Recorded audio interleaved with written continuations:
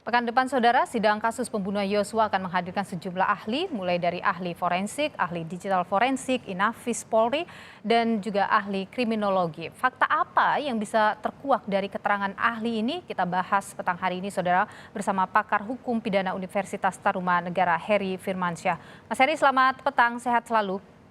Selamat petang, sehat juga Mbak Niluh. Ya, Mas Heri, kalau melihat saksi-saksi yang akan dihadirkan besok, ini kan mungkinkah bisa begitu menjelaskan secara terang benderang peran dari masing-masing terdakwa? Karena kalau kita lihat dalam persidangan-persidangan ini terdakwa masih saja terus berkelit. Betul, Mbak Niluh, bagi konteks ahli ini kan kita harus kembali ke KUHP ya. Pengaturan KUHP tentang ahli itu setidak-tidaknya ada dua pasal krusial di situ yang perlu diingat atau dipedomani sebagai ahli. Pasal 179 KUHP bahwa ahli itu memberikan keterangan di persidangan demi keadilan, dan juga pasal 186 itu disampaikan di muka persidangan dan tentunya disumpah. Ini kan menjadi satu acuan bahwa ahli itu haruslah objektif menyampaikannya. Sehingga kalaupun ada ahli yang disampaikan oleh para pihak, itu bukan berarti membela kepentingan pihak tersebut. Nah, jadi kalaupun ada perdebatan, perdebatannya sesuatu yang saintifik, Hmm. sesuatu yang bisa dibantah secara teori. Persoalannya kalau seandainya ahli forensiknya datang dari jaksa, Mbak Nilu. Sedangkan kalau dari forensik dari jaksa ini kan biasanya ikut dari awal proses penyidikan ya, termasuk dari TKP. Nah, ini lebih mudah untuk menilai keterangannya karena berarti jelas ini barang bukti medis yang dibawa, diolah, dievaluasi dari tempat kejadian perkara, kemudian ini akan dijadikan sebagai alat bukti hukum. Tapi bagaimana mereka yang di luar dari konteks itu, apa yang mau menjadi parameternya? Ini yang jadi pertanyaan besarnya nanti.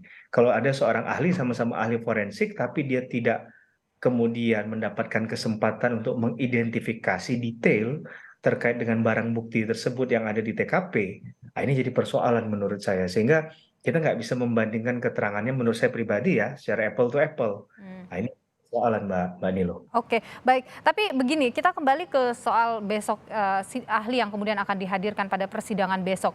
Ada ahli forensik misalnya.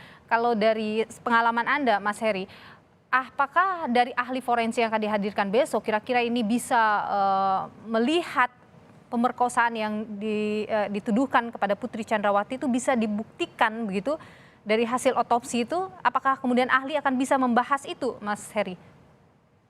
Nah, kalau ini dikhususkan tentang pelecehan seksual, katakanlah tadi yang Mhm. di Mbak Niluh ya, menurut saya pribadi agak berat ya, karena pertama perkara ini ketika masuk proses lidik dan mau dicoba ditingkatkan ke proses sidik kan sudah dihentikan ya, sesuai dengan SP3 yang dikeluarkan waktu itu oleh Oke. pejabat menang. Nah, ini jadi persoalan juga. Tapi oke lah itu jadi defense-nya Pak FS dan juga Ibu PC. Tapi kan pembuktian kan dalam konteks ini minimal harus ada sesuai alat bukti, kesesuaian alat bukti yang sah menurut ketentuan 184 KUHP.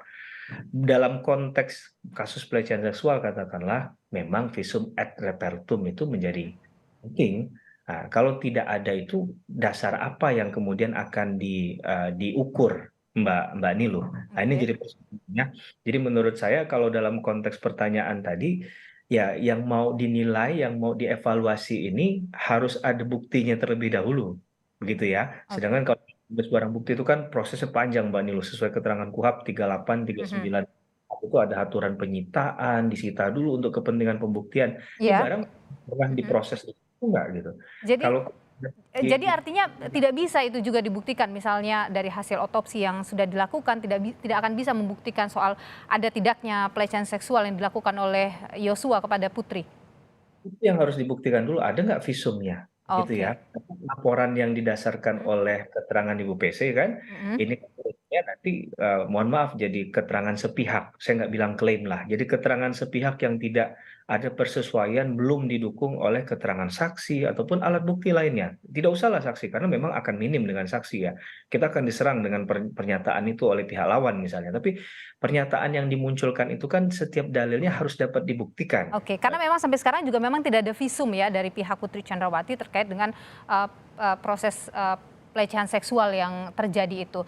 Kemudian Mas Heri, kalau kita lihat lagi saksi yang akan hadir besok, apa yang kemudian bisa dimunculkan dari saksi-saksi ini yang kemudian bisa memberi terang ada tidaknya peran Verdi Sambo misalnya dalam pembunuhan Yosua?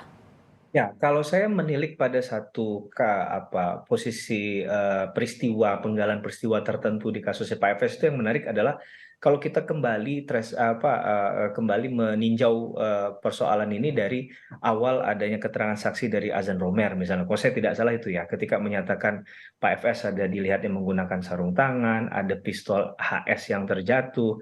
Ini kemudian kalau kita kaitkan lagi dengan keterangan Eliezer katakan bahwa pistolnya HS punyanya siapa Mhm, almarhum Brigadir Joshua itu diberikan kepada Pak FS.